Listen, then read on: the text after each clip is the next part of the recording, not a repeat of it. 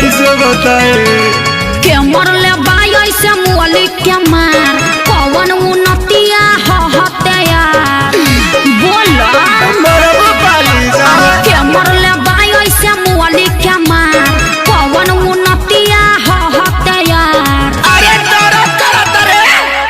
गली में तोरा धरैनी रे कैसे भाई से तोरा पिटैनी रे।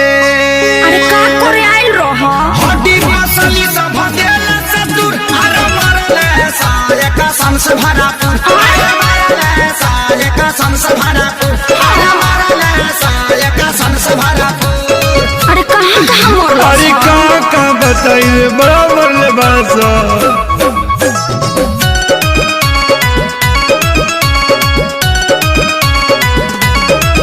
मुँह खोला होट बलेटवा खिया दी अब नया राजा हरदी पिया दी। 45 मरद नहीं झरला पानू न गारा बात मीठा मीठा जानी कारा।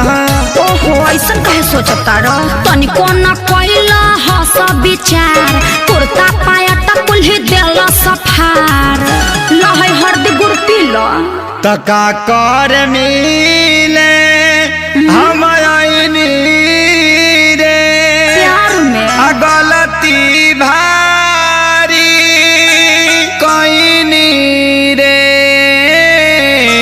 चुप रहो सब ठीक हो जाई।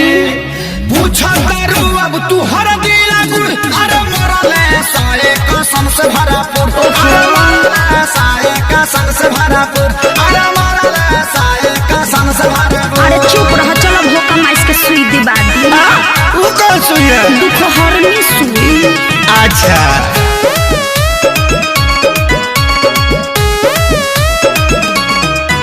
मरल सन जैसे मारे कसाई पापी हो बड़ी बारे सभाई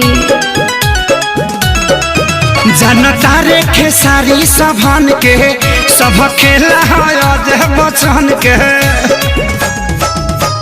माने के नहीं मोहब्बत में हार ठीक नहीं कोइला सभाई हमार। अरे हेंगा कोई मारेला अरे इज्जत अपन हम लुटैनी रे आ सोनू के बात में पड़क गईनी रे। रहे के गायब तो तोरा से दूर अरे मरले साये का संस भरा अच्छा चुप अरे मरले साये का संस भरा अरे मरले साये का संस भरा। अरे बाप रे बाप दर्द होता। अरे लावा अमर लाता के पाता साट दी।